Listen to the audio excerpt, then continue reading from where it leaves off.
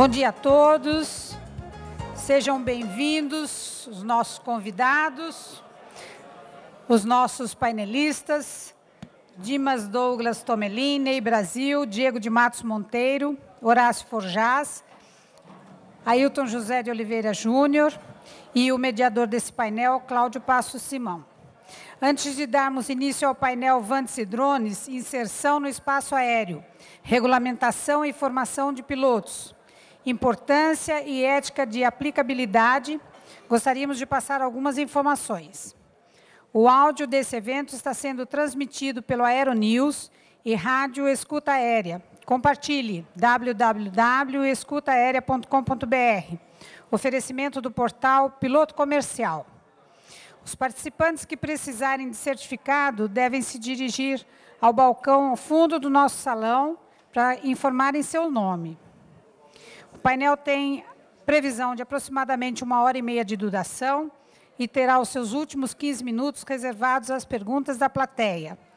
Para isso, as nossas recepcionistas terão em mãos formulários próprios para que as perguntas sejam inscritas. Importante colocar o seu e-mail, pois se não houver tempo para responder a todas durante o painel, elas serão entregues diretamente aos painelistas para a resposta posterior. Convidamos o mediador desse painel, Cláudio Passos Simão, para vir ao palco.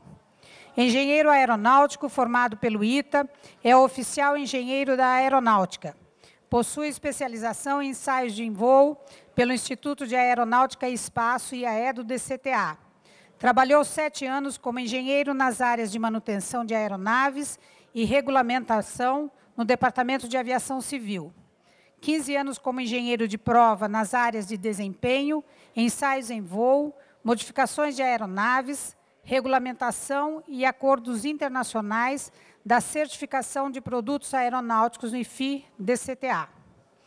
E 10 anos em cargos executivos na Agência Nacional de Aviação Civil, dos quais 7 anos e 6 meses como diretor de aeronavegabilidade e diretor-presidente substituto da ANAC.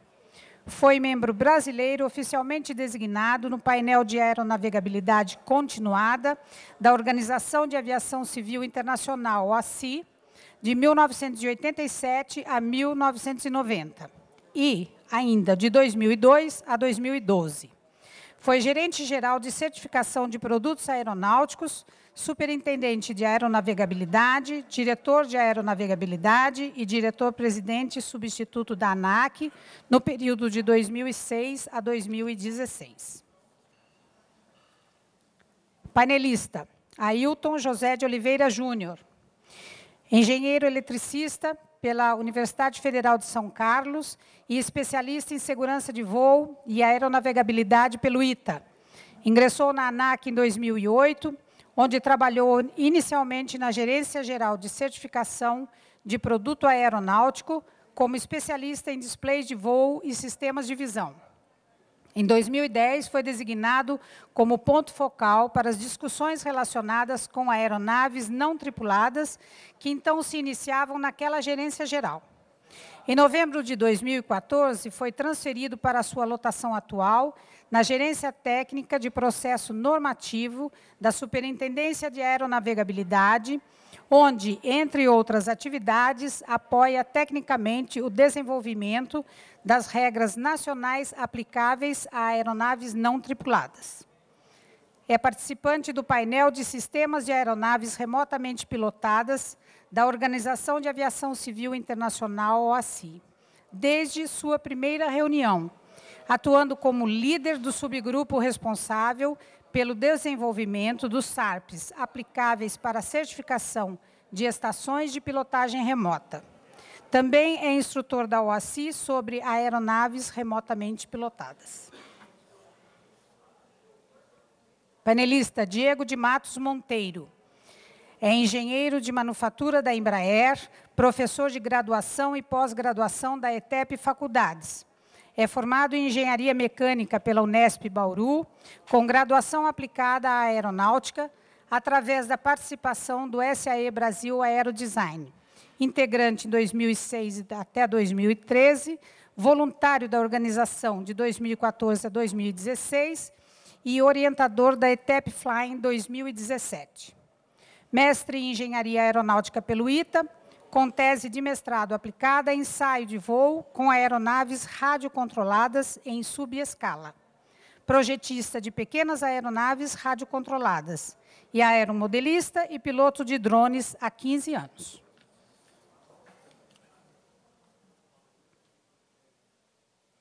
Painelista Dimas Douglas Tomelin. É engenheiro formado na Universidade Federal de Santa Catarina, tendo ingressado na Embraer em 2001. Atualmente ocupa o cargo de vice-presidente da área de estratégia de negócios da Embraer, Defesa e Segurança, voltada a servir o governo brasileiro e clientes internacionais. Dimas reporta-se ao executivo-chefe da EDS e tem como responsabilidades o desenvolvimento e implantação de iniciativas estratégicas, incluindo gerenciamento de portfólio, planejamento estratégico e estratégias de crescimento do setor no âmbito internacional. Aquisições, parcerias e alianças também fazem parte de suas responsabilidades.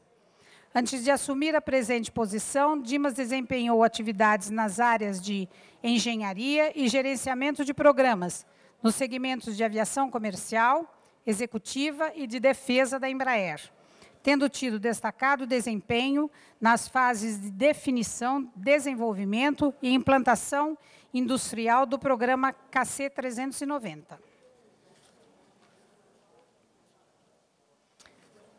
Painelista Horácio Forjás.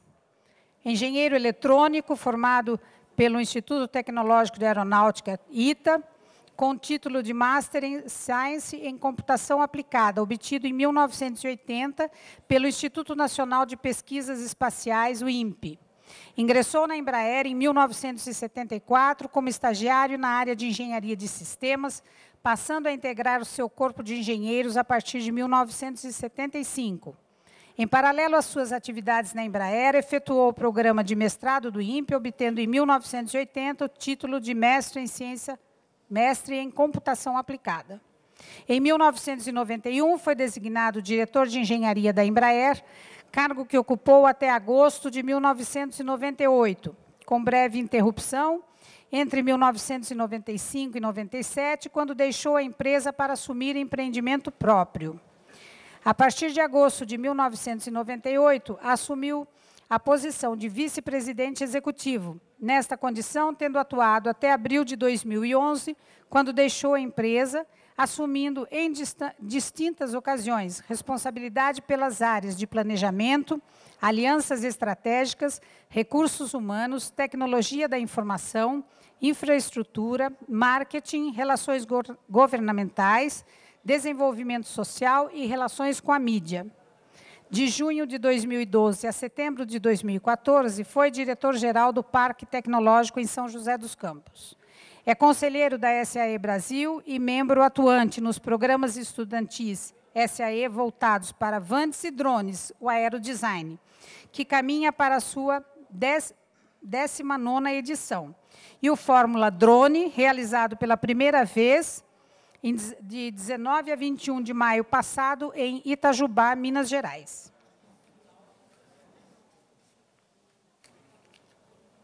Painelista Ney Brasil. Piloto comercial e bacharel em Ciências Aeronáuticas, com distinção pela Pontífice Universidade Católica do Rio Grande do Sul. É mestre e doutorando em Engenharia Aeronáutica pelo Instituto Tecnológico de Aeronáutica. É investigador de acidentes aeronáuticos, formado pelo CENIPA, e especialista em segurança da aviação e aeronavegabilidade continuada, formado pelo ITA. Possui cursos de ensaio em voo pela National Test Pilot School dos Estados Unidos. Atua em projetos de pesquisa e desenvolvimento no setor aeroespacial e é fundador da Flight Technologies Limitada, empresa na qual atua como diretor executivo. Possui experiência acumulada, principalmente com desenvolvimento e planejamento de novos negócios, captação de recursos no mercado de investimentos para o desenvolvimento de novos negócios com risco tecnológico, incubação de empresas, concepção e desenvolvimento de projetos de inovação tecnológica e científica, elaboração e gestão de projetos de subvenção econômica para inovação tecnológica, concepção e desenvolvimento de sistemas, programas e projetos de tecnologia para Forças Armadas, desenvolvimento de negócios e estratégias comerciais para governo e defesa no mercado interno e externo, desenvolvimento de cooperações estratégicas em áreas tecnológicas e comerciais com empresas internacionais e nacionais, desenvolvedor de soluções de pilotagem automática, guiamento e navegação autônoma para aeronaves não tripuladas, desenvolvedor de soluções de interface homem-máquina para aeronaves tripuladas e não tripuladas, pesquisador de leis de controle adaptativas com robustez a falhas para aeronaves comerciais e aeronaves não tripuladas, piloto de ensaios em atividades de desenvolvimento tecnológico relacionados com aeronaves não tripuladas para Forças Armadas. Formação acadêmica em 2007, ensaios em voo de veículos aéreos não tripulados pela National Test Pilot School.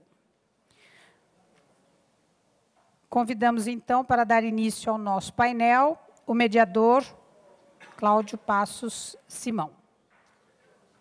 Muito obrigado, Marilda. Bom dia a todos, senhoras e senhores. Bom dia, meus companheiros aqui de painel. Drone é um assunto do cotidiano das pessoas hoje em dia, né? Se antigamente, a gente fala de drone hoje, mas drone vem lá de trás, né? Na década de 1930, 40, esse nome já era usado, né, para alvos aéreos, né? E começou, por incrível que pareça, não na aviação, né? Começou na Marinha. Eram alvos, eram aéreos, mas era usado pela Marinha, né? E também aeromodelos, né? Há quanto tempo se usa aeromodelo? As pessoas têm, usam, mas ninguém se assustava, nem ficava com medo, nem tinha que voar a 30 metros das pessoas, nem nada, não existia isso. Hoje virou, ou seja, qualquer um de nós hoje pode ter um drone, pode ser piloto, pode estar voando em cima da cabeça de todo mundo. Então, essa curiosidade, isso traz para a gente um assunto que nós vamos conversar um pouquinho hoje aqui. Por que nós estamos nesse momento? Revolução tecnológica, né? Hoje, a capacidade que nós temos de fazer equipamentos desses, baratos e tudo, é muito grande. Então, é tecnologia. E essa popularização, ela realmente explodiu nos últimos 10 anos. É impressionante quando a gente olha, né, o crescimento, quando a gente olha a gênese disso no país, quando a gente vê, esse mês teve uma feira em São Paulo, né, em que foram mapeadas mais de 700 empresas que trabalham, né, construindo essas pequenas coisas e tudo. A maioria, pasmem, criadas nos últimos 2 anos e principalmente em cidades pequenas e médias e tudo, né? Então, esse é o, digamos assim, é o panorama do assunto que a gente vai conversar hoje, né? E não estou aqui para falar, estou aqui para motivar. Então, eu gostaria de rememorar, né, um comentário que eu ouvi de um de nossos painelistas, ele vai aparecer aí no meio naturalmente, né? De que atualmente na academia o aerodesign tem sido responsável por alavancar o conhecimento com veículos aéreos não tripulados. Então, vamos começar o nosso debate convidando o engenheiro Horácio, né, a nos contar um pouco sobre essa iniciativa da SAI Brasil, o aerodesign, competições anuais, né, isso vem desde 1999, como a Marilda comentou, né, e a sua visão, a contribuição do setor, e falar um pouquinho também do Fórmula Drone, né, que tem muito a ver com isso daqui e ocorreu o primeiro esse ano. Por favor, engenheiro Horácio. Bom dia a todos. Obrigado, Cláudio. Bom dia, meus companheiros de painel. Para mim é uma grande satisfação poder compartilhar com vocês o que tem sido a experiência da SAI Brasil no desenvolvimento de recursos humanos voltados, motivados para a aeronáutica e o projeto aeronáutico de uma maneira geral, fazendo uso de pequenos drones. Eu trouxe aqui uma apresentação que gostaria de poder compartilhar com vocês. Peço que ela seja colocada na tela e o desafio vai ser conduzi-la rapidamente. Passos vem avisando a gente que o maior desafio nosso aqui é fazer tudo caber dentro dos limites do painel. Então, eu vou fazer uso principalmente de uma expressão de origem chinesa de que imagens valem mais do que 1000 palavras. Eu vou falar pouco e mostrar muito. Por favor. Só aproveitando enquanto estão arrumando as perguntas, né, que quiserem fazer, curiosidade e tudo, já vão direcionando para as pessoas, elas estão com uns formulários, né, das perguntas, para que a gente possa ir se preparando e direcionado. O que é importante na pergunta? O assunto, claro, né, e para quem os senhores estão dirigindo a pergunta, os senhores e senhoras estão dirigindo para qual dos panelistas. Né? Não vale para mim, eu não respondo, eu só modero. Então, as perguntas vão para os nossos 5 especialistas aqui. Horácio, por favor. Muito bem. Apenas como introdução, a SE Brasil é uma sociedade da tecnologia da mobilidade. Ela tem uma origem centenária nos Estados Unidos. Pioneiros como Orville Wright, Thomas Edison estiveram por trás da criação da SE Brasil. E no Brasil ela existe desde 1991. Ela se espalha nas regiões brasileiras que vão desde o Nordeste até o Sul, até Porto Alegre, através de seções regionais, onde voluntários se dedicam às suas atividades. Uma das atividades, diria, das mais importantes conduzidas pela SAE, são programas estudantis, competições de engenharia, onde se faz uso de uma fórmula que tem sido muito bem aceita por estudantes, que é Juventude, Tecnologia e Competição. O público-alvo são alunos de engenharia, ciências físicas e matemáticas, e, mais recentemente, alunos do ensino profissional de nível médio. Objetos de interesse podem variar de um veículo off-road, um pequeno bug, passando por uma aeronave radiocontrolada, caso do aerodesign, e o Fórmula SAE já é um carro de competição mais avançado. As equipes concorrentes são sempre orientadas por um professor, e o grande prêmio que elas almejam não é o troféu que levam para casa, mas a possibilidade de competirem internacionalmente representando o Brasil.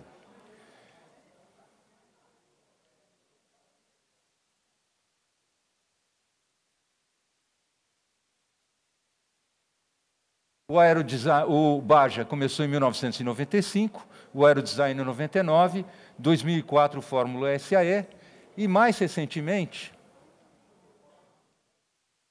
o Demoiselle, que é uma competição de planadores com hélices movidas de uma maneira muito rudimentar, propelidas por um elástico, e o Fórmula Drone, que esse sim, eu diria, uma aplicação bastante dentro do tema que nos traz aqui. É interessante observar a evolução histórica e identificar algumas características desses projetos. Eles hoje abrangem da ordem de 19 estados brasileiros, ou seja, equipes participantes vêm desde o Nordeste até o Sul do Brasil. O número de concorrentes é sempre crescente e nós temos hoje dificuldades em acomodar no aerodesign o número de participantes. Nós limitamos em 1.300, são 95 escolas, já chegamos a ter 1.500, aí sim começando a comprometer o fluxo da própria operação e a segurança, o que é algo que a gente deve se preocupar muito. A receptividade e a adesão é enorme, o Fórmula começou em 2004 e já tem cerca de 727 participantes. Aqui a gente tem uma ideia do que são esses participantes distribuídos por estados. A competição Aerodesign é dividida em 3 categorias, regular, avançada e micro, nós vamos falar um pouquinho sobre isso. E as equipes vêm predominantemente do Centro-Sul, São Paulo, Minas Gerais, Rio de Janeiro, mas, como eu mencionei, Paraná, Rio Grande do Norte, Pernambuco, Piauí, Bahia, Distrito Federal, Amazonas. Imaginem uma equipe tendo que se deslocar do Amazonas para vir competir aqui em São José dos Campos. Essa é a área ocupada no ambiente do CTA. É um quadrilátero de 10 mil metros quadrados. os hangaretes são usados como boxes, existem arquibancadas para 350 pessoas, arquibancadas para VIPs e autoridades, e um trecho da pista de táxi é usado como pista de decolagem e pouso.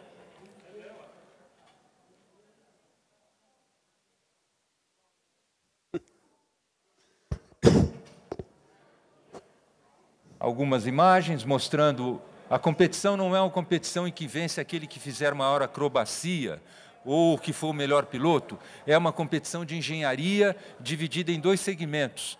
Uma competição de projeto, onde um relatório técnico é avaliado por juízes e é dada uma nota.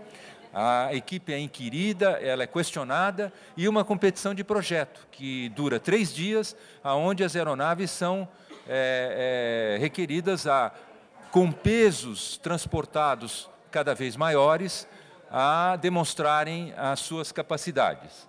É importante uma característica desse projeto que ele contempla desde a concepção, a partir de uma folha de papel e um regulamento do lado, contemplando todas as etapas de desenvolvimento de um drone, de um aeromodelo, passando pela projeto, compra de materiais, prazo, gestão, construção, teste, até a competição final. De uma certa maneira, os alunos repetem um ciclo que todos nós, engenheiros, nos acostumamos a viver em nossas vidas. Dentre eles acabam surgindo lideranças, a liderança técnica, a liderança de gestão, aquele que gosta de vestir um paletózinho e vai vender ideias, vai obter patrocínios, que ajudam a custear esses projetos que acabam ficando entre 10 e 15 mil reais. Aqui são cenas da competição, o público que acompanha com interesse, o evento acaba atraindo da ordem de 1.500 pessoas, as cenas finais com um jantar de encerramento e a premiação, sempre acompanhadas com muito interesse, e essa competição ela já está na sua 19ª edição. No ano passado atingiu a maioridade e dando mostras contínuas de muita pujança, muita robustez. Esses engenheiros acabam sendo alvo de muita atenção por parte da indústria. A Embraer tem da ordem de 144 ex-participantes de aerodesign e eles se concentram, curiosamente, principalmente no departamento de anteprojeto da Embraer, onde há o maior número desses engenheiros, o que é um claro indicativo da importância e da validez desse programa. Nós vamos falar agora um pouquinho sobre o Fórmula Drone. O controle aqui está sendo um desafio, quase tanto controlar um drone. Bom, o Fórmula Drone é a nossa mais recente iniciativa. Ele começou em 2016. E ele foi viabilizado por uma ajuda financeira vinda da CAPES. A CAPES é um organismo associado ao Ministério da Educação e Cultura. A CAPES significa Coordenação de Aperfeiçoamento de Pessoal do Ensino Superior. E eles apoiaram esse projeto, mas fizeram questão de que ele embutisse não só a competição, mas uma segunda vertente que eu acho que é muito importante, que é um programa de treinamento e capacitação de professores. Esse programa foi conduzido no ano passado, envolvendo professores e alunos de 3 estados, Minas Gerais, São Paulo e Rio de Janeiro. A competição de 2017, que foi realizada há cerca de 2 semanas atrás, ela deliberadamente foi circunscrita a esses estados, para configurar-se como um projeto piloto em que nós pudéssemos aprender lições que viriam a ser depois introduzidas e fazendo com que as edições seguintes, com o projeto já em escala nacional, pudessem seguir seu curso sem grandes problemas. Então, esse programa de treinamento e capacitação, ele foi realizado nessas 3 localidades. Aqui está uma imagem mostrando a cena da competição, da mesma maneira como vocês viram no CTA, aquela área em frente à sala de autoridades. No caso, em Itajubá, ele ocupou uma área gramada de 5.000 metros quadrados na Universidade Federal de Itajubá. E vocês veem aí as tendas onde as equipes estão concentradas, um pouco mais na parte inferior, o ambiente onde os drones, então, conduziram as suas provas.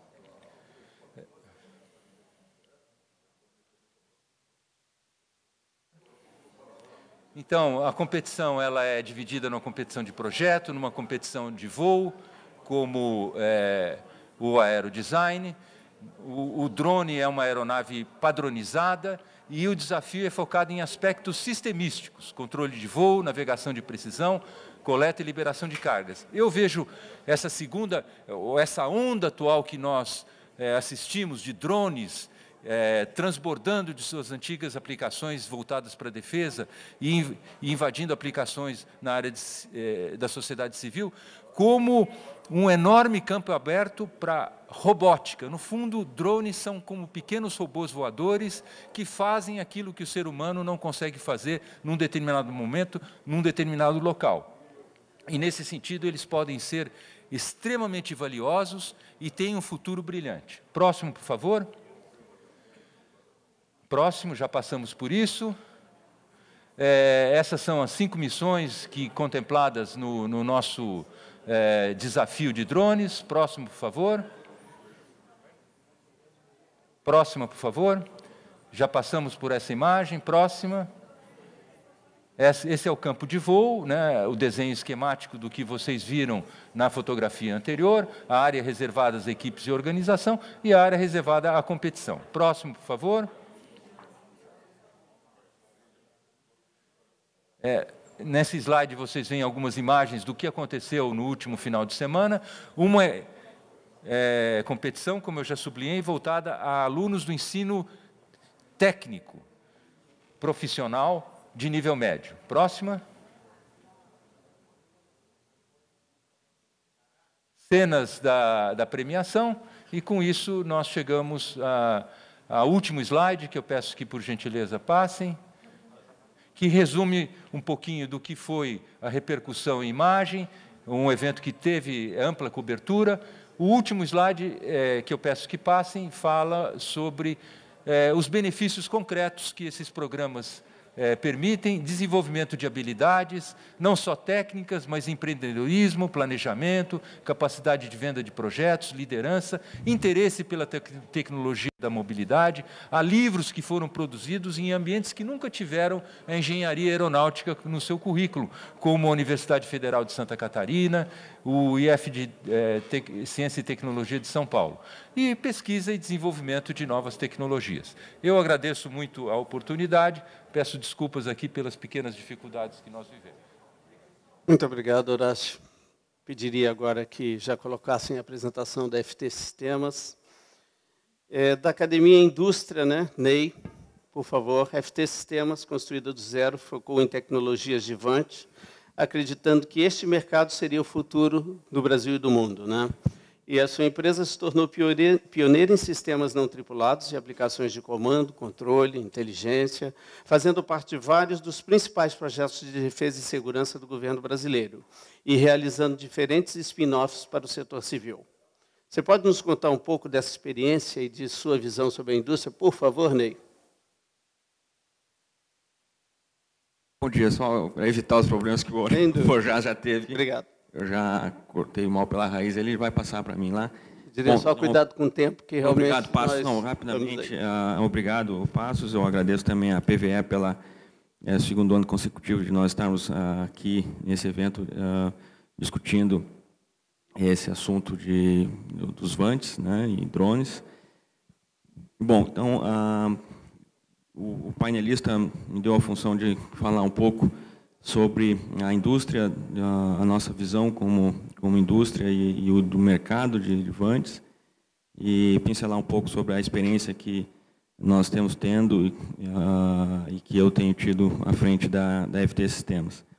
Então, eu selecionei algumas informações que podem promover alguns debates e trazer à tona algumas perguntas.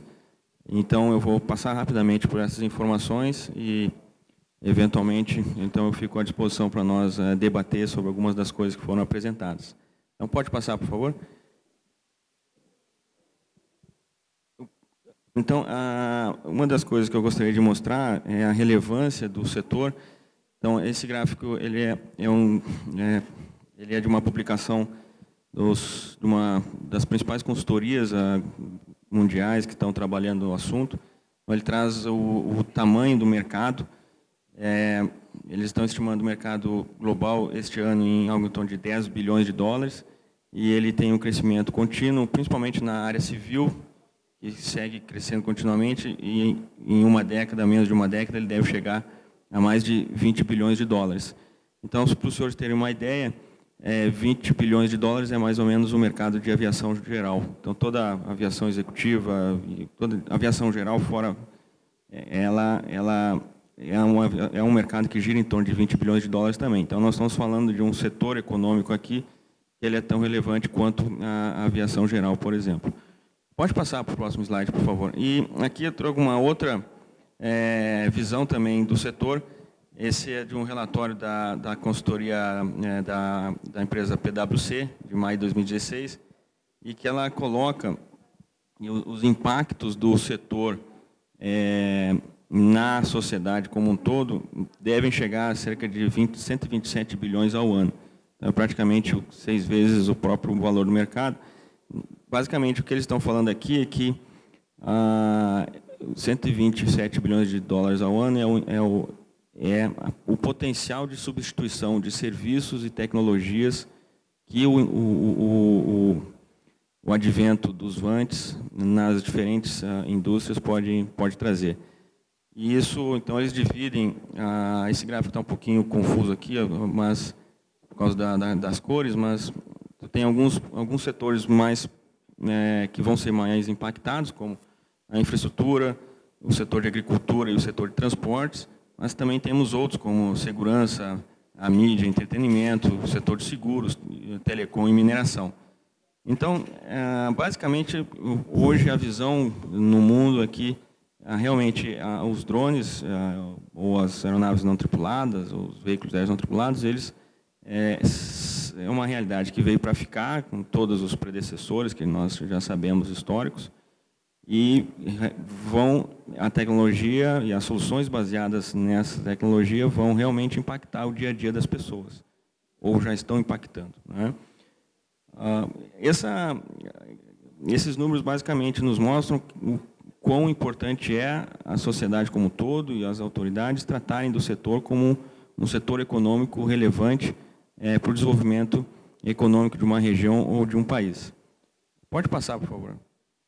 Aí, nesse contexto, eu trago uma outra visão, que ela é uma visão particular nossa, e basicamente um brainstorming, assim, de que, eu estou chamando de convergência industrial, é que o setor de VANTs, tipicamente, ele tem trazido vários desafios para o empresariamento e para as autoridades reguladoras e para todos os stakeholders, uma vez que ele traz a convergência de diferentes setores industriais para um propósito único, que são os próprios VANTs. Então, nós temos ações que vêm da indústria da aeronáutica e defesa, da indústria tradicional de aeronáutica e defesa. Então, várias empresas que hoje trabalham no setor de drones, ou de VANTs, elas trazem a cultura ou são oriundas do setor tradicional de aeronáutica e defesa. Mas também nós temos outras indústrias que estão se envolvendo, que vêm da área de eletrônicos, por exemplo, ou bens de consumo, e ainda tem uma certa convergência com a indústria de computação, digamos assim, ou de redes sociais. E aí, por fim, para confundir realmente com todo mundo, a tradicional indústria de aeromodelismo. Então, o aeromodelismo é um negócio no mundo inteiro, é um hobby que todo mundo conhece. Eu fui aeromodelista, sou aeromodelista desde os 14 anos. E toda a indústria de aeromodelismo hoje, todo fabricante de produtos de aeromodelismo hoje já tem um drone na sua linha de produtos. Então, aí realmente confundiu tudo, né? Então, o que na realidade são os vantes, Então, você tem uma convergência completa dessas indústrias para esse setor de drones e vantes, e você consegue perceber essa convergência quando você lê o próprio regulamento que a ANAC publicou 2 meses atrás, um mês atrás, não, algumas semanas atrás, que ele trata de aeromodelos e de vantes no mesmo texto. Então, o RBAC especial 94, ele trata das duas coisas no mesmo texto. Então, você realmente... Isso traz alguns desafios para o setor econômico. Então, a educação do mercado, né, dos consumidores e das indústrias a respeito da diferenciação dessas coisas. Então, a gente tem um grande desafio, nós vemos um grande desafio hoje de realmente diferenciar estas coisas. E o mercado consumidor, ou o mercado comprador, como é muito novo para ele ainda não consegue diferenciar um aeromodelo de um vante comercial, por exemplo. Então, pode passar. Isso a gente tem tentado, como é um cerne é uma questão bastante impactante no nosso negócio, nós temos tentado sempre buscar referências e educar o mercado a esse respeito. Então, voltando àquele estudo do Thiel Group, a segmentação desse mercado na área, no pessoal da indústria de vantes, ela está muito clara. E, basicamente, quando a gente fala de vantes, aí que eu estou falando do mercado civil, uma das visões que são trazidas em alguns relatórios, né, são os vantes de governo, os vantes comerciais e o setor de hobby, né, o setor, eu chamaria de aeromodelismo aqui. Então, a indústria da qual nós estamos tratando hoje e da qual eu represento, e eu acho que nós devemos ter um certo foco, é na indústria, exceto a indústria robista, que ela já é existente, o Brasil tem alguma tradição nisso, mas ela é dominada tipicamente por empresas orientais. Então, pega algumas empresas da China, no Japão, algumas empresas americanas, têm produtos de aeromodelismo muito avançados. Nós temos alguns fabricantes de menor porte no Brasil, mas essa é uma indústria já conhecida. E a nova indústria que vem pela frente é a indústria de aeronaves, que vão ser utilizadas em aplicações de governo ou aplicações comerciais. Então, quando nós focamos nesses dois segmentos do mercado, nós enxergamos aí, então, uma segmentação que ela principalmente, ela tem uma certa correlação com o porte da aeronave, e basicamente ela sai do que o pessoal está chamando hoje de prosumer, que prosumer vem de uma junção da palavra de profissional com consumidor. Então, esses vantes prosumer, que é o low-end desse mercado comercial ou de governo, basicamente são vantes originalmente da indústria de hobby ou de aeromodelismo ou da indústria de eletrônicos para consumo, mas que podem ser utilizados em aplicações profissionais. Como é que acabou o tempo? Tá.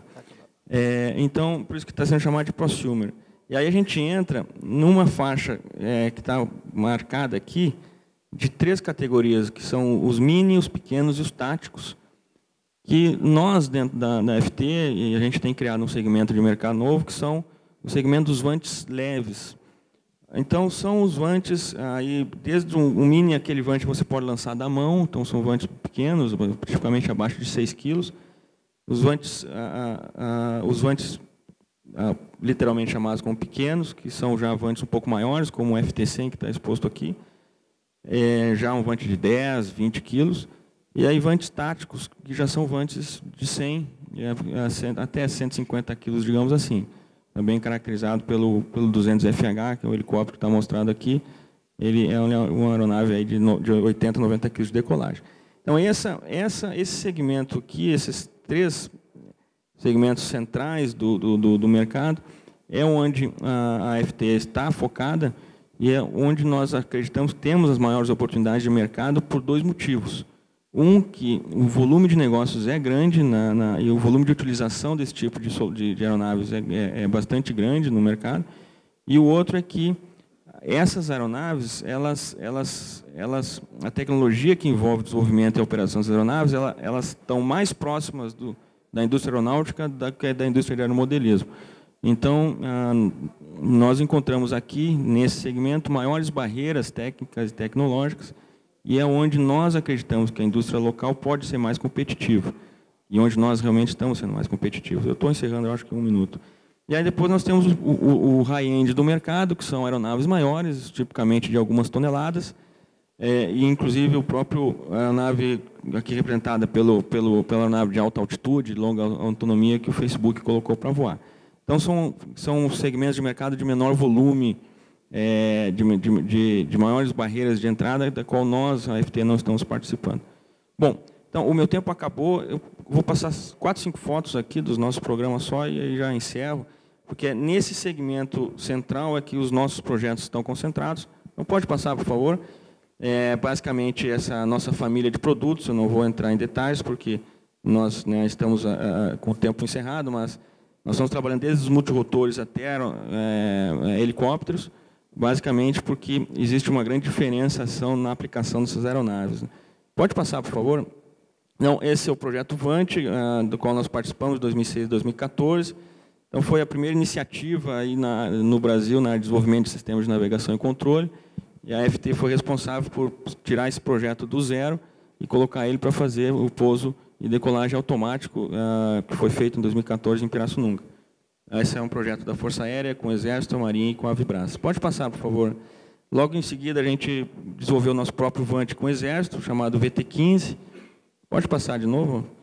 E aí, engatamos também, a partir de 2009 a 2012, no desenvolvimento do nosso produto mais vendedor, que é o FT-100, que é o VANT hoje em operação no Exército e na Marinha do Brasil. Participou do esquema de segurança dos Jogos Olímpicos, por exemplo, e que já foi exportado, né? Se tornou o primeiro VANT exportado do Brasil. Pode passar, por favor. E com o advento da nova regulamentação, que hoje nós entramos num ambiente regulatório bastante interessante, nós aplicamos essa mesma aeronave no agronegócio. Então, hoje, nós estamos já com algumas unidades do FT-100 fazendo pulverização de agentes biológicos na área de cana-de-açúcar e no setor de grãos. Então, já é um spin-off, o primeiro spin-off nosso, claro, da área de defesa para o setor privado, né? Pode passar, eu acho que o último slide agora, que mostra basicamente o nosso principal projeto de desenvolvimento hoje, que é o 200FH, esse helicóptero, de peso máximo de decolagem de 90 quilos. Nós estamos preparando a primeira autorização de voo experimental dele. Basicamente, ele é oriundo de um requisito da Marinha do Brasil para operações embarcadas em navios, mas ele já está sendo desenhado para o agronegócio, logística, segurança e infraestrutura também. Bom, então eu concluo aqui a minha apresentação. Desculpa ter passado um pouquinho de tempo. Né? Obrigado, Ney. A gente volta agora para a academia, vou passar rapidamente. Horácio comentou sobre as inúmeras escolas, nessa multiplicação de escolas. Então, eu vou pedir ao Diego, né? Você é filho do aerodesign, não é? Pois é, ele é um dos rebentos aí, oriundos do aerodesign, para conversar um pouco sobre sua experiência na academia, como ele vê esse boom de startups, atividades de pesquisa desenvolvida, interesses dos alunos, futuro do tema. Por favor. A academia hoje ela tem uma contribuição muito pesada do aerodesign em si. Hoje existem 95 equipes aproximadamente inscritas. E essa competição ela ajuda muito a academia a fazer diversas publicações, ainda mais se tratando de baixo número de Reynolds, né? Hoje também na academia o que nós encontramos existem diversas pesquisas aplicadas a voos de informação de multicópteros. No ITA existe uma vertente muito forte aqui a respeito disso. Existem diversos times de não tripulados. Hoje está sendo formado no ITA um laboratório de integração de não tripulados. Na ETEP nós temos também a equipe de aerodesign, ETEP Flying, e também agora foi fundada a equipe Ultron, que é justamente para participar da competição de drones, também organizado pela SAI. E aí o que é interessante assim, qual a amplitude, a gama que alcança esse tipo de pesquisa. Desde 1960, aproximadamente, já se trabalhava um pouco com não tripulados na NASA, onde a proposta era você pegar um avião real, reduzir a escala dele, então você reduz geometria, reduz massa, onde você tem uma espécie de similaridade, que a gente chama de similaridade dinâmica na indústria aeroespacial. E você deveria, assim, para novos conceitos, tentar entender como se comportava aquela aeronave. Então, temos exemplos aí como aeronaves diferentes, como o Blackbird, o XB-58, que são, para a época, eram modelos extremamente não convencionais, e se faziam aeromodelos para entender o comportamento desses aviões. Então, o pessoal embarcava alguns sistemas de identificação, sistemas eletrônicos extremamente pesados e caros. Então, você tinha aeronaves da ordem de 100 quilos de massa, e se lançava de um helicóptero para fazer algum ensaio de saída de parafuso, comportamento de manobra, etc. Mas assim, era extremamente... era muito pioneiro, você tinha muita pouca tecnologia embarcada, né? Hoje, nós conseguimos na academia fazer algumas pesquisas com placas de em torno de 100 gramas de peso, de massa, onde ela consegue aquisitar centenas de parâmetros. É uma placa assim, de $200 com plataforma aberta, de código aberto. Então, assim, você tem universidades ao redor do mundo aplicando fazendo esse tipo de aplicação, justamente para você compreender fenômenos utilizando drones, não tripulados, né? Então, assim, por definição, uma aeronave em escala é um drone. Também, hoje, o que nós temos aí em desenvolvimento estamos utilizando prototipagem rápida para manufatura dessas aeronaves, e principalmente prototipagem de baixo custo. Muitas pessoas falam assim, não, prototipagem rápida é muito cara, é uma máquina muito cara. Não, hoje, você com R$4.000, você consegue ter uma máquina em casa que ela é capaz de fabricar, o que a gente chama na manufatura de one shot, um airframe completo de um quadricóptero, um multicóptero, 100% funcional ainda. É bem interessante. Então, assim, a academia ela está se envolvendo cada vez mais com o tema drones, e esse desenvolvimento ele tem trazido bons resultados em contribuição com a indústria, entendeu? E aí a parte bacana é essa, assim, a indústria ela tem, por exemplo, ela tem que inovar, tem que criar novos conceitos, e para você minimizar os riscos desses novos conceitos, você geralmente pode justamente aplicar a drones, a não tripulados, e verificar a viabilidade técnica conceitual desse modelo. Então, assim, é basicamente isso. Ok. É isso aí. Ok. Muito obrigado, Diego. Vimos aí competições, indústria, academia, e o que eu tenho lido na imprensa é que o mercado comemora a tão esperada regulamentação do setor, né, pela ANAC, né, que mês passado aprovou, muito aguardada por todo esse mercado, né, segundo a imprensa. A regulamentação traz normas e procedimentos que garantem segurança jurídica e operacional e terá grande impacto no crescimento sustentável desse jovem e promissor mercado, inclusive na questão de investimentos, né, da indústria poder conscientemente alocar investimentos. Então, a gente gostaria de ouvir da ANAC sobre esse contexto no qual foi desenvolvida a regulamentação, as inovações regulatórias e prospecções aí de novas ações futuras. Ailton, por favor. Bom dia a todos. É um prazer estar aqui, uma plateia tão conhecedora do assunto, outros palestrantes tão renomados, apresentando um pouco sobre o trabalho da ANAC. É óbvio que eu não vou apresentar aqui todo o regulamento, geralmente as apresentações que a gente faz de regulamento é pelo menos meia hora, e aqui a ideia é mais dar um pouco do contexto em que esse regulamento está inserido. A regulamentação por si só, ela tem um caráter reativo. Você não cria regulamento para coisa que não existe. A gente não está discutindo regulamento de teletransporte hoje porque não tem nenhuma perspectiva atual para um teletransporte. Tem país que já está discutindo regulamentação de viagem espacial comercial. Não é a nossa realidade aqui ainda, pelo menos, mas os drones também seguiram esse caráter reativo. Como os nossos colegas já falaram antes, o drone é uma coisa de hoje, já existiu o aeromodelismo há muito tempo, só que não se vislumbrava a necessidade de haver uma regulamentação mais formal desse assunto, pelo menos até recentemente. Na ANAC, essa demanda surgiu principalmente por volta de 2010, quando veio a aquisição do sistema Aeron 1 pela Polícia Federal, que era um drone de grande porte, e também a indústria começou a vir procurar a ANAC para fazer produtos mais tecnologicamente mais desenvolvidos, que eles já estavam entendendo que já era alguma coisa, uma aeronave de fato, e foram buscar a ANAC para entender como que poderiam se adequar legalmente nesse cenário. Então, em 2011, a ANAC soltou seus 2 primeiros produtos, vamos dizer assim, para esse novo segmento da aviação, que foi a decisão 127 da Polícia Federal, e a instrução suplementar 21002, que era voltada, então, para permitir testes com drones aqui no Brasil. O próprio setor começou a se organizar mais, a gente viu a BIND, a IAB também começando a agregar mais indústrias desse setor dentro dessas associações, e isso deu um impulso, vamos dizer assim, para esse regulamento ser desenvolvido.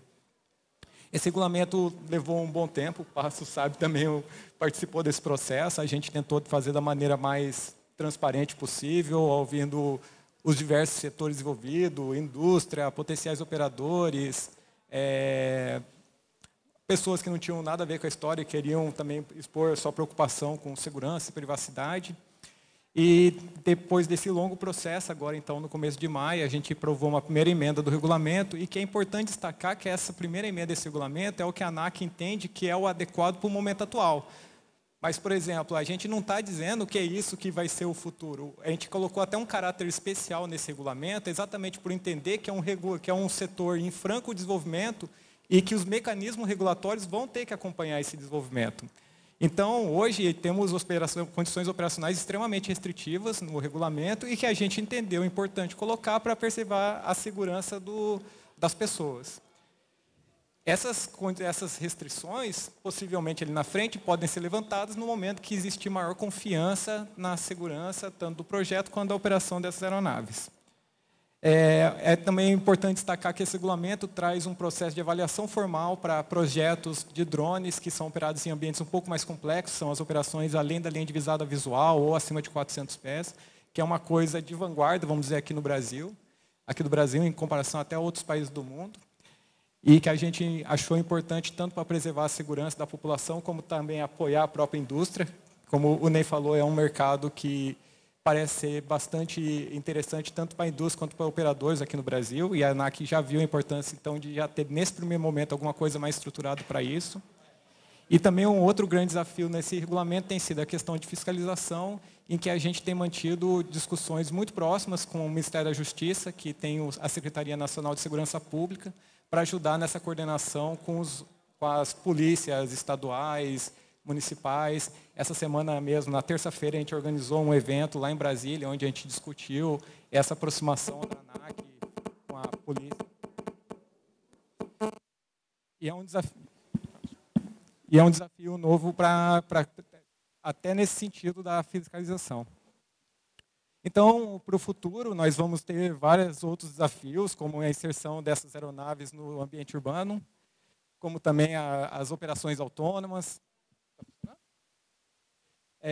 transporte de passageiros, mas são coisas que vão vir, a gente já está acompanhando, vão estar relacionados também com novas soluções tecnológicas, como a questão do UTM, que é um sistema em discussão, em desenvolvimento, principalmente nos Estados Unidos, capitaneado pela NASA, para um sistema dedicado para gerenciamento de tráfego aéreo a baixa altitude, que os sistemas convencionais de radares, obviamente, não vão ser adequados, isso também vai precisar demandar novas soluções.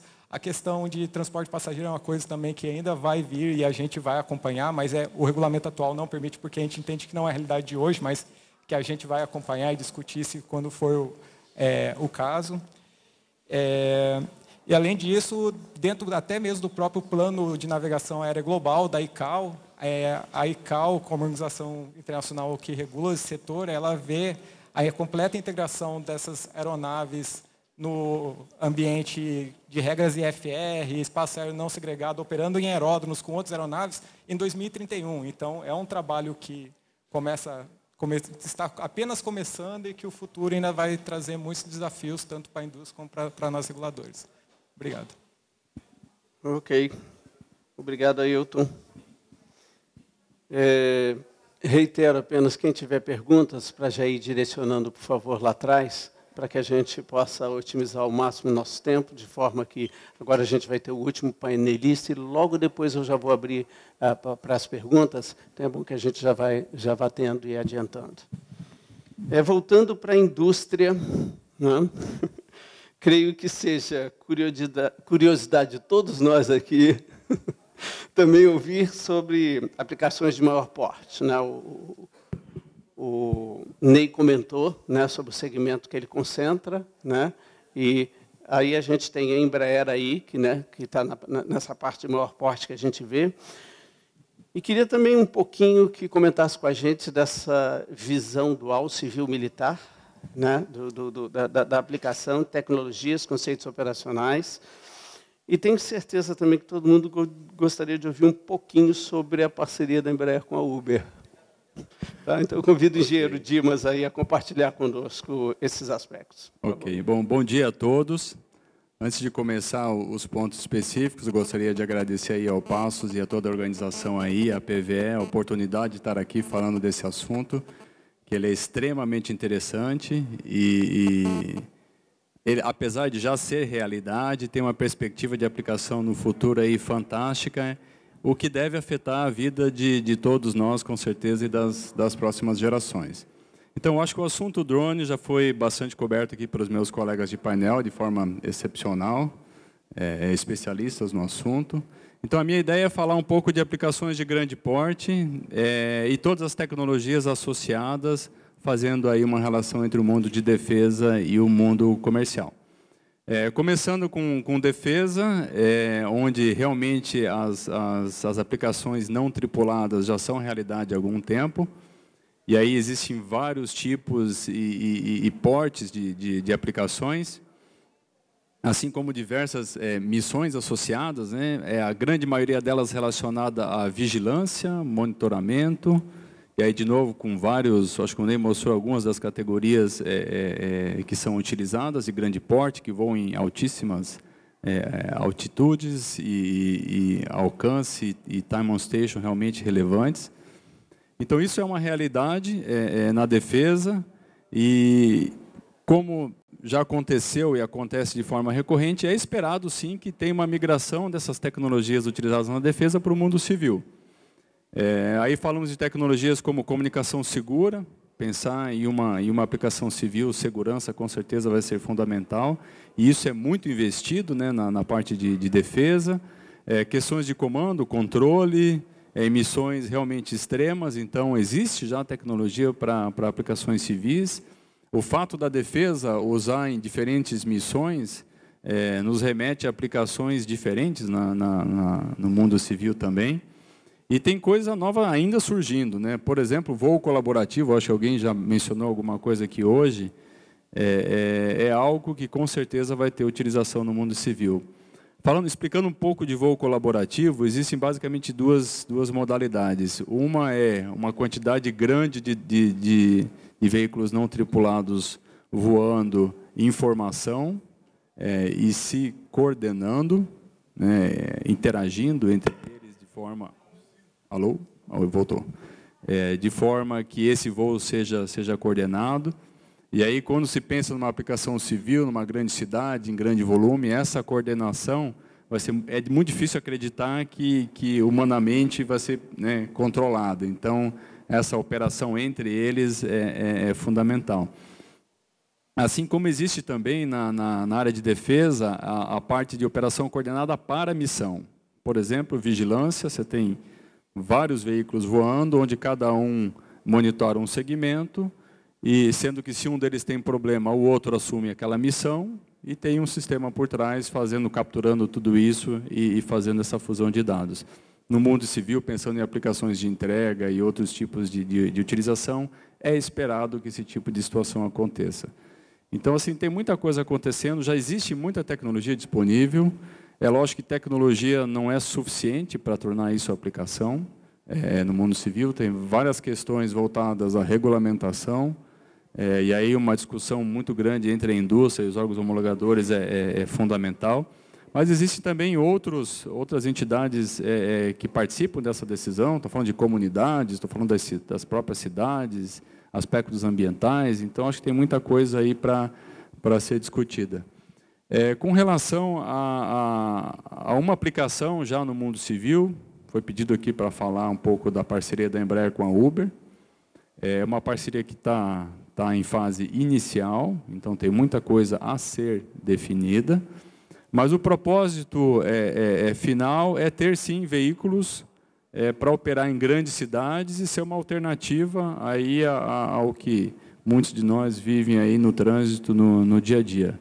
Eu estou em São Paulo toda semana lá e realmente aquilo lá é muito desgastante. Então, um foco em grandes cidades, São Paulo não é exclusividade, existem esses casos espalhados mundo afora, então o objetivo é esse. Nessa cooperação, a Embraer está focada na questão do veículo, então, assim, desenvolvimento, com toda a experiência que já existe, com certeza será aplicada, fabricação, manutenção, então o foco inicial é na parte do veículo e monitorando com certeza esses aspectos de regulamentação, controle de tráfego aéreo, é esperado não só um veículo autônomo, mas um controle de espaço aéreo autônomo também, então tudo isso está em discussão nesse momento. O objetivo é ter um protótipo aí para algumas demonstrações de conceito em torno de 2020, com aplicações a partir de 2023, provavelmente alguma restrição inicial e expandindo a partir daí. Mas eu não acho que as aplicações vão parar por aí, né? A gente fala muito, poxa, e o mundo civil, e transporte de passageiro? Poucos aqui provavelmente teriam coragem de entrar hoje num avião junto com outras 200 pessoas e atravessar o oceano sabendo que não existe piloto, né? Então é uma coisa ainda que gera um certo desconforto. Mas existem alguns passos que podem ser dados nessa direção. Fala-se muito, por exemplo, do single pilot, que já é muito difícil, né, em termos de homologação, demonstrar e evoluir nesse sentido. Mas talvez, ao invés de um single pilot, se eu tivesse um piloto no cockpit e o outro no solo, ainda tendo 2 pilotos, mas de uma forma diferente, pode ser que seja um estágio intermediário para isso, né? Eu diria até que, em termos de tecnologia, isso já é viável, em termos de certificação e até em aspectos operacionais, ainda tem muito que ser discutido, né? Por exemplo, como é que esses 2 pilotos iriam interagir? Hoje a gente sabe como é que é a interação entre 2 pilotos que estão fisicamente no mesmo local. Como é que esses 2 pilotos iriam interagir? Como é que isso acontece em termos de situações de emergência? Quem toma controle do quê? Então, assim, tem muita coisa para ser discutida, mas, de novo, é uma área fantástica. Eu acho difícil um futuro sem falar desse assunto. Por isso que a Embraer está realmente extremamente engajada e interessada, tanto em aplicações de defesa como aplicações comerciais. E quem sabe, talvez uma próxima geração que já cresça utilizando veículos não tripulados dentro da cidade, eles devem ter menos restrições para entrar num avião não tripulado e cruzar o oceano. Então, acho que essas coisas devem estar por vir. Acho que é isso. Obrigado. Obrigado, Dimas. Senhoras e senhores, esse é um mundo extremamente vasto que, se eu for começar a fazer perguntas aqui, não vai sobrar tempo para a plateia. E eu prefiro privilegiar realmente a pergunta que vem de todos. Então, eu pediria a Marilda agora que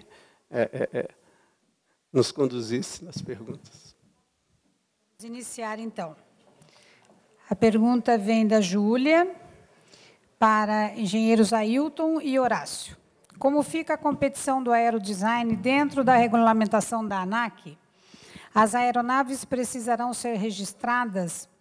O evento deverá seguir as normas como a distância de 30 metros?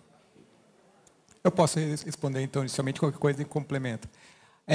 De acordo com a regra, então, agora toda aeronave acima de 250 gramas tem um cadastro. O cadastro é muito simples, é feito diretamente pelo próprio site, então a gente entende que isso não seria uma barreira, porque o aerodesign, até onde eu saiba, ele é feito todo em linha de visada visual, abaixo de 400 pés, então isso não seria uma grande barreira. A questão dos 30 metros, ela não se aplica quando as pessoas são anuentes, então, havendo algum processo para autorização daquela operação ali, em algum caso eventual que possa ter menos de 30 metros, mas eu sei que também mantém uma certa distância, eu acredito que não teria nenhum grande prejuízo para o aerodesign a questão da regulamentação.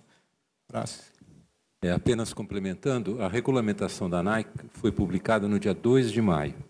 E a competição Fórmula Drone, ela se realizou de 19 a 21 de maio. Então, nós fomos, de uma certa maneira, surpreendidos e, num primeiro momento, ficamos muito preocupados. Porém, talvez devido à própria herança do aerodesign e o fato de que as competições aerodesign sempre foram alvo de negociações, acompanhamento e orientações recebidas do controle de tráfego aéreo, etc., o fato é que nós nos enquadramos dentro dos requisitos ANAC. Vocês talvez não tenham notado, mas havia uma rede de proteção de 4 metros de altura, as distâncias se enquadravam perfeitamente no requisito, e o que nós fizemos foi fazer o cadastro dos drones como solicitado pela ANAC. Então, não vejo nenhum problema para o prosseguimento das competições nesse sentido. Uma das coisas só que eu já comentei com o Passos é de que a pontuação, o sistema de incentivo e estímulo da competição privilegia drones autônomos, ou seja, e que eu acho que é o futuro, no longo prazo, de todos esses sistemas que estão sendo introduzidos agora. Ele ainda não é coberto pelo regulamento. Mas no ambiente restrito, onde nós operamos, onde tudo é protegido, onde as operações são muito controladas, eu não vejo problema em que isso seja feito. Não é uma operação comercial, é uma operação, por assim dizer, experimental. A segunda pergunta, ela não veio dirigida a nenhum painelista em específico, é do Carlos Monteiro, da editora ASA, e ele nos pergunta, e o fator humano? Qualquer um pode ser piloto de drone ou Vant? Se sim, como ser profissional? Quem quer começar a responder? Vamos lá, nós temos um piloto aqui, né? Por favor, Ney. Bom, vou responder mais, talvez, como pessoa física mesmo. Eu acredito que as aeronaves não tripuladas necessitam de um piloto, assim como qualquer outra aeronave. A diferença hoje é que os requisitos para a formação de um piloto de aeronave não tripulada ainda não estão bem desenvolvidos, certo? A gente ainda não tem uma clareza de quais são os skills e conhecimentos que esse profissional precisa ter. Mas, na minha visão, e eu acho que já em vários mercados ao redor do mundo, a figura do certificado de um piloto de Vant já existe, tanto civil quanto militar. Então, os militares americanos, por exemplo, hoje carregam uma carteira de piloto de Vant, todos eles. Então, para mim, eu acho que é bastante clara essa questão de que, sim, o operador de um Vant ele é um piloto, apesar de a gente não saber e não ter clareza ainda de quais são os requisitos dessa pessoa. Só complementa, por favor, talvez a pergunta esteja direcionada também para os pequenos. E os pequenos não têm nenhum tipo de habilitação. Acho que isso era interessante esclarecer a plateia. Tá. Indo por mais... acho que os aeromodelos hoje, as associações, a Cobra, né, se não me engano, a própria Cobra tem uma carteira, um cartão de identificação de um piloto. Entendeu? Então, eu acho que nós temos que talvez verificar como que a ANAC vai se comportar, já que ela hoje cadastra também essas aeronaves, como é que vai ser a questão dos pilotos. Né? Os pequenos não cadastram, né? Os pequenos não têm, então, por favor, aí. É isso que é interessante esclarecer. Acima de 250 gramas, ele tem um cadastro que é bastante simples, é um negócio que é feito todo online, é bem diferente do registro tradicional de aeronave. Então, hoje, o que é a regra? Se você opera acima de 25 quilos ou acima de 400 pés, que são os casos que a gente tem, que são os que têm maior risco, ou interação com o tráfego aéreo, é requerida uma licença. Como o Ney falou, realmente não existe ainda um critério já divulgado para a licença, porque a intenção da Superintendência de Padrões Operacionais da ANAC, que trata desse aspecto, foi... vamos discutir isso com o setor, conforme, porque assim, para você operar uma aeronave dessa também, a aeronave tem que estar autorizada, aprovada pela ANAC. Então, durante o processo de autorização e aprovação, a intenção é que isso já seja discutido com cada fabricante. No momento que já tenha um padrão definido, ele vai ser publicado. E daí, porque existe uma diversidade muito grande de drones, o jeito que são operados, uma regra única ficaria possivelmente seria inadequado para o setor. Mas, então, para esse momento, ele é requerido aqui no Brasil apenas para voos acima de 400 pés ou para aeronaves acima de 25 quilos. Nos outros casos, não é requerido. De fato, a Cobra ela tem o BRA, que é a licença que eles dão para os associados da Cobra. A gente tem feito discussões junto com a Cobra para ouvir a posição dela. E a gente entende que ela tem um papel muito importante no desenvolvimento do aeromodelismo aqui no Brasil. Só que no Brasil existe também você não pode obrigar nenhuma pessoa a se associar. Então a gente não tem como obrigar uma pessoa que quer usar um drone para lazer a ser um associado da Cobra. Nesse caso, a gente tem daí discutido maneiras para dar um nível de informação pelo menos básica para as pessoas, para não colocar ninguém em risco e também não inviabilizar o mercado. Obrigado. A próxima pergunta é dirigida ao engenheiro Horácio e vem da Duane. Primeiro, parabenizo pelo excelente evento Fórmula Drone recentemente realizado. Para os próximos anos, há expectativas de se transformar a Fórmula Drone em categorias maiores? Por exemplo, drones de alunos de faculdade e categorias de drones maiores? Ela repetiu.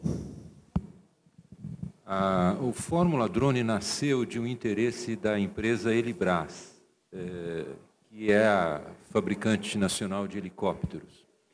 E no segundo semestre de 2015, nós nos reunimos por várias vezes com a Elibras. A concepção original era de uma competição voltada para o ensino superior, onde os alunos fossem desafiados, inclusive, a projetar o drone peça por peça, contemplando aspectos aerodinâmicos, ou seja, algo bastante ambicioso. Infelizmente, o cenário econômico acabou dificultando o engajamento da Elibras nesse projeto como originalmente concebido. Surgiu a figura da CAPES, que se dispôs a viabilizar o projeto, porém com um novo enfoque, um enfoque para o ensino técnico profissional de nível médio e associado a um programa de treinamento e capacitação de professores. A nossa reação foi de se adequar a essa proposta. Nós circunscrevemos a competição sob o ponto de vista de desafio técnico de projeto e construção de drones, mas há aspectos sistemísticos e definimos um padrão de drones que deveriam ser por todos adotados. Nós identificamos que em aplicações e na inteligência de bordo existe uma grande oportunidade, inclusive, para que o Brasil possa vir a ser protagonista nesse setor. Porém, esta possibilidade de que a Fórmula Drone, no futuro, venha a ganhar uma nova vertente, a vertente voltada para o ensino superior e aonde sejam explorados possibilidades mais ambiciosas de desafios aos alunos, envolvendo projeto a partir de conceitos básicos do que possam ser drones que não necessariamente possam ser, como hoje, quadrópteros, eu acho que é assim que se diz, né? E com uma configuração muito definida. Isso é uma carta dentro da manga que poderá vir a ser utilizada no futuro. Obrigado, Horácio.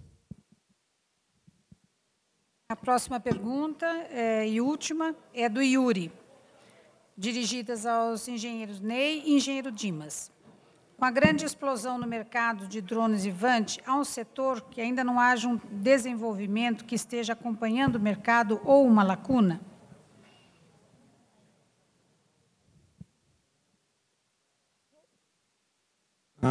Eu acho que existe alguns desafios tecnológicos que impactam, inclusive, na visão das próprias autoridades de como serão resolvidos os problemas, principalmente relacionados com a inserção dos VANTs no espaço aéreo. Então, quando se fala ou se comemora os regulamentos atuais publicados, nós temos um problema parcialmente resolvido, que são os VANTs em operação em linha de visada visual, que se chama. mas quando você sai da linha divisada visual, onde o piloto não enxerga mais a aeronave, aí a inserção dessas aeronaves no espaço aéreo ainda não está resolvida. Então, tem um grande espaço ainda em pesquisa e desenvolvimento e em proposição de soluções para que as aeronaves sejam realmente inseridas no espaço aéreo de uma maneira efetiva. Então, os nossos voantes, e não é só no Brasil, mas no mundo inteiro, ainda não estão inseridos no espaço aéreo de uma maneira realmente que pode viabilizar a exploração completa da tecnologia. Então, acho que essa é um grande desafio ainda e tem bastante espaço de desenvolvimento e de investimento nessa área. Bom, complementando aí o que o Ney comentou e concordando com o ponto que foi estabelecido, eu acho que as lacunas elas estão menos relacionadas aos veículos propriamente dito, mas mais relacionados a todo o que a gente chama de ecossistema no qual eles operam. Começando com o controle de espaço aéreo. Então, quando eu falei de controle de espaço aéreo autônomo ou voos coordenados, falar isso é fácil, fazer isso de forma regulamentada é bem mais difícil. Então, acho que esse é o primeiro desafio. Tem desafios de infraestrutura nas cidades, aonde pousa, como pousa, vão usar exatamente as mesmas estruturas clássicas aí do setor aéreo, ou vai ter alguma coisa diferente. Então, eu acho que é um outro grande desafio que não está definido. Com relação aos veículos, eu acho que o maior desafio é questões de viabilidade econômica. É fazer alguma coisa que possa ser utilizada em escala, que seja confiável e atenda às demandas da autoridade e que seja economicamente viável. Aí eu acho que sim, pode entrar tecnologias novas de fabricação, falando aí de manufatura 4.0, de impressão aí 3D em manufatura. Eu acho que pode ter um ganho grande, tanto na parte de energia como na parte de manufatura, para tornar isso algo viável. Tá. Obrigado, Dimas. Eu tenho uma pergunta rápida, tenho 3 minutos, 2 minutos. Tem um assunto que eu acho interessante, né, perguntar, e aí a pergunta vai para o Ailton, né, é do uso questionável ou indevido de drones, né, que é um assunto que todo mundo pergunta, cai na mídia, que a ANAC não fiscaliza, que não sei o que, isso a gente vive vendo por aí, né? E aí a gente vê paparazzi, repórter, vê espionagem, colocando em risco público, jogo de futebol para porque o drone está voando no meio, invasão de privacidade das pessoas, né? E eu me lembro que esse assunto estava sendo muito discutido no governo, porque assim, é seu, é meu, é você que fiscaliza, sou eu que fiscalizo, quem faz o quê? Eu acho interessante se você pudesse rapidamente dar uma esclarecida para a gente sobre isso, sobre o final dessas discussões, por favor. Essas discussões ainda não tiveram final, mas eu acho que a gente vai caminhar muito ainda para chegar no final. É importante lembrar também que o regulamento está relacionado com os usos lícitos. A gente imagina que não tem ninguém esperando o regulamento para usar para transporte de drogas, levar arma entre fronteiras, essas coisas. Então, a nossa preocupação com o regulamento foi criar as regras que a gente achava importantes para que alguém pudesse usar isso de uma maneira segura. Porque se a gente começa a colocar no regulamento coisas que a gente pensa no cara que quer fazer errado, ele vai fazer errado, dependendo do que está no regulamento, a gente vai acabar só prejudicando quem quer usar certo. Mas, de fato, a fiscalização é uma coisa importante, é uma responsabilidade indelegável da ANAC, fiscalizar a aviação, só que a gente entende também que a agência não tem essa capilaridade para estar em todo lugar. Então, isso se tornou ainda mais latente, principalmente antes das Olimpíadas, quando daí foi discutido o sistema de segurança que seria empregado para as Olimpíadas. E a gente viu que seria uma boa solução já pelo menos levar a informação até o policial que está na ponta da linha. Então, esse trabalho está sendo coordenado junto com a Senasp. Como eu falei agora há pouco, a gente fez já um evento agora essa semana até para dar continuidade a esse trabalho. Em 2006, a gente já publicou o que a gente chama de Guia de Fiscalização de Operações de Aeronaves Não Tripuladas, era baseado naquelas regras, como que um policial poderia enquadrar, porque existem certas violações do regulamento que também podem ser configuradas como crimes ou contravenções penais, então que a própria polícia tem plena habilidade para atuar. Daí, nesse caso, o policial faz a questão penal, vamos dizer assim, e encaminha para a ANAC para dar os tratamentos administrativos. A agência pode, daí, independente da pessoa estar autorizada ou não, a gente tem conseguindo qualificar a pessoa que cometeu a violação. A gente tem como emitir multa. As multas da ANAC, só para ter uma noção, ficam entre 4 e 10 mil reais, então são multas bem pesadas para quem cometer esse tipo de coisa, e a gente tem discutido junto com as polícias para dar uma resposta para o setor, para como tratar essas atividades ilícitas. Obrigado, Ailton. Por favor. Posso dar uma contribuição não solicitada? Está solicitada. Nós estamos diante de um momento em que uma tecnologia ela adquire dimensões claramente visíveis, e todos aqui foram unânimes em concordar de que ela deverá profundamente influenciar a sociedade no futuro. E, obviamente, num momento como esse, aparecem agentes econômicos, alguns, a maioria voltados para o bem, alguns voltados para o mal. Isso é inevitável e nós assistimos isso muitas vezes no passado.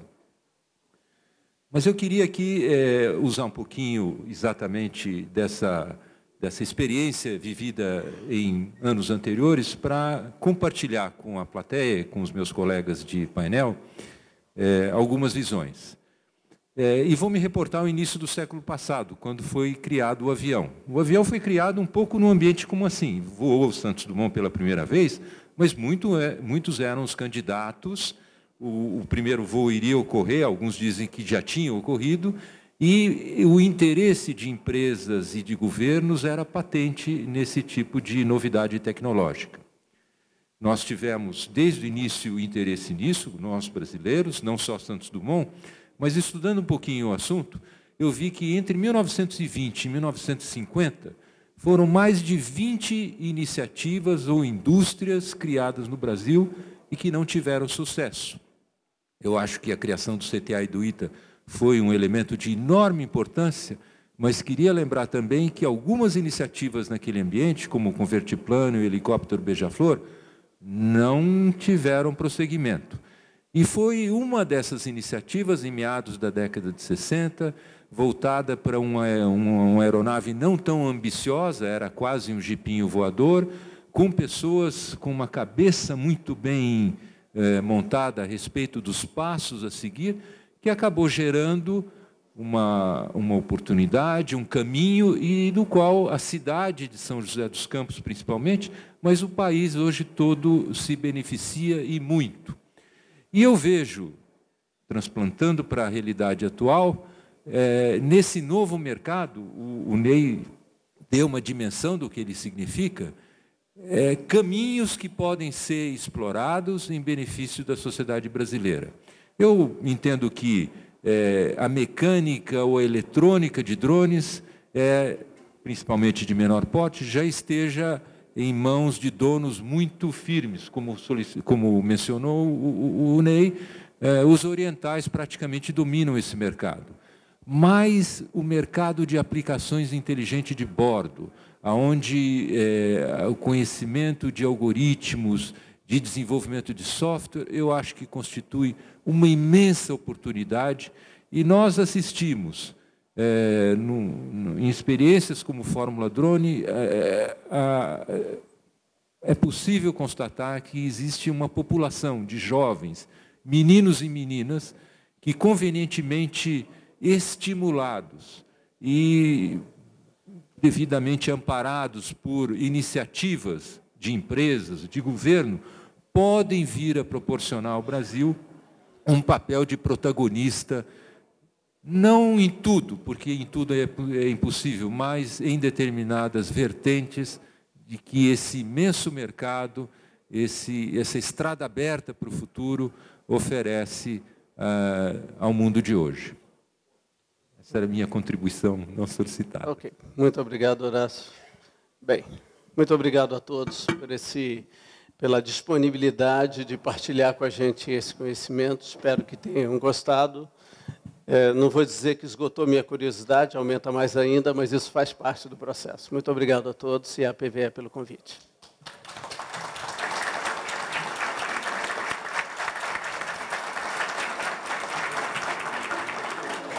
Em continuidade ao nosso evento, eu gostaria de informar aos nossos convidados que se mantenham até o final dessa palestra, porque nós vamos ter ainda um sorteio de brindes. Nós convidamos todos para assistirem na sequência, a partir das 14h30, o painel Os Pilares do Desenvolvimento Aeronáutico, Indústria, Ensaios em Voo, Certificação, Investigação e Experiências da Aviação Comercial. Convidamos a senhora Neide Pereira Pinto, diretora cultural da PVE, para suas considerações finais e agradecimentos.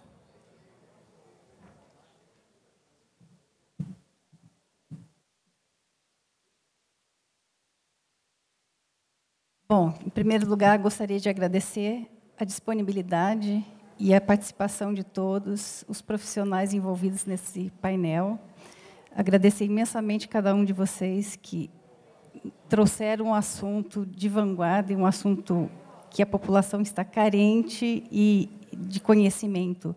E o objetivo desse painel é exatamente trazer esses assuntos mais tecnológicos, mais complexos aos olhos da população, de uma forma tão clara e objetiva como vocês colocaram aqui. Muito obrigado. E eu gostaria de fazer a entrega de um livro dos 30 anos da PVE para os nossos painelistas. Muito obrigada.